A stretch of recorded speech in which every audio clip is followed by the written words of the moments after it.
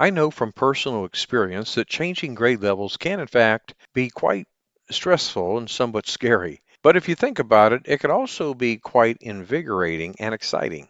Changing grade levels might be something that you personally want to do to give you a new challenge, or maybe you want to add to your resume, or perhaps you didn't even have a choice about the matter. Well, whatever the case may be, remember getting out of your comfort zone will invariably provide you with new learning opportunities, resulting in you becoming a better teacher. Welcome to episode 109 of the Teacher Rockstar podcast, a place where tips and strategies critical to the new teacher are discussed.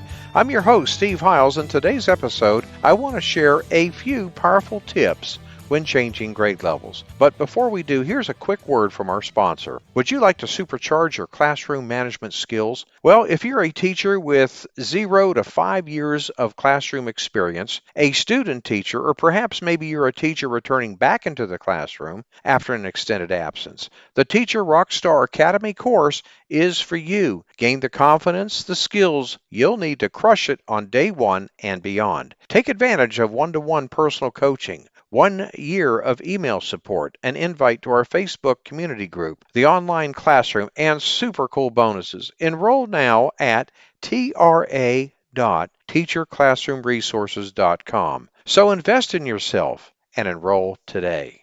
Okay, let's dive right in. Now, I have to tell you that during my teaching career, I had switched grade levels a few times, and I did often feel a little anxious about the move. But I soon got into the swing of things and quickly adapted my teaching style to my new environment. But nonetheless, switching grade levels can cause one some anxiety. So, we are going to share a few tips to help you make the transition to a new grade level as smooth as possible. Number one, observe. Okay, this is a very, very important step here. Time permitting, the first thing that I would do is schedule an observation with the grade you will be teaching, if possible, in the school where you will be teaching, and observe the teacher and how she or he interacts with the class. Make sure to take plenty of notes, of course. Observe the students with respect to their attention spans, the type of activities, capabilities, and energy levels. For instance, children in the upper elementary grades handle technology fairly well. However, first graders need quite a bit of help. Tip 2. Get up to speed on what's developmentally appropriate. Read up on the needs of the particular age group that you will be teaching. Obviously, there are huge differences between a 5-year-old and a 10-year-old child. By boning up on the needs of your kids, this will make it far easier to deal with.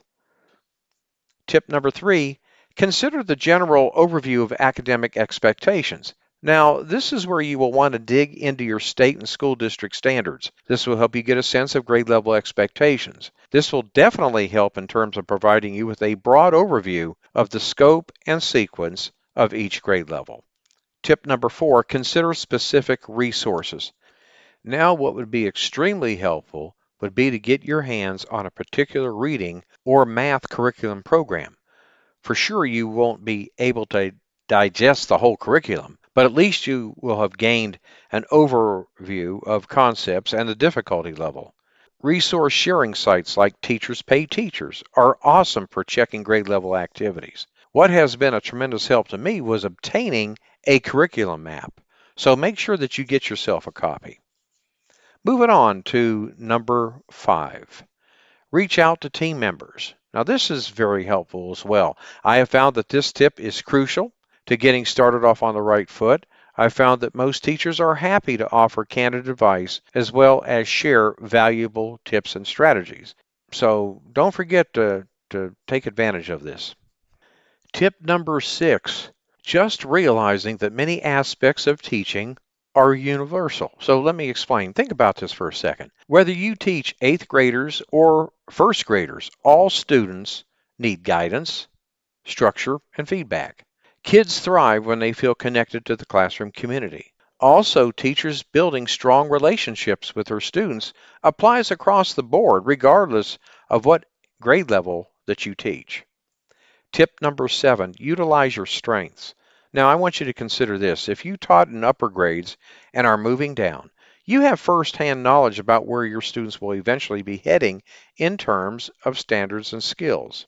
So I think that is very important here to realize that. And tip number 8, don't be so hard on yourself. Change is not comfortable, and it's hard for everyone, I assure you. So my advice to you here would be to take it easy on yourself and have realistic expectations. Take things one day at a time and tweak what needs tweaking as you gain confidence. Most of all, exude a positive mindset and have faith in your own abilities. You can do this. All in all, whether it turns out to be a positive or negative experience for you, you will have gained valuable teaching experience. Well, my friend, I hope this has helped you, give you some kind of pointers when, in fact, you do change grade levels, because I'm sure if you're in this business for a while, chances are that you will end up teaching another grade. At any rate, we have come to the end of today's episode, and I want to thank you for listening to the Teacher Rockstar podcast. I'm your host, Steve Hiles. And my friend, I hope you got a golden nugget or two from the information presented. Please shoot me an email if you have any questions about this episode. Also, let me know if there is a topic that you would like me to address on the show. It's as simple as sending me an email. I'd love to hear from you. When you get a moment, visit my new and improved blog and subscribe to my newsletter for the latest educational research, best practices, and unadvertised free bonuses. Go to blog.teacherclassroomresources.com. And don't forget to subscribe to us at the Teacher Rockstar Podcast. And if you'd like to support us, please feel free to share our podcast with others. Post about it on social media. Leave a rating and review. That would be greatly appreciated. Thanks again. We'll see you same time, same place next week. And remember, my friend, you got this.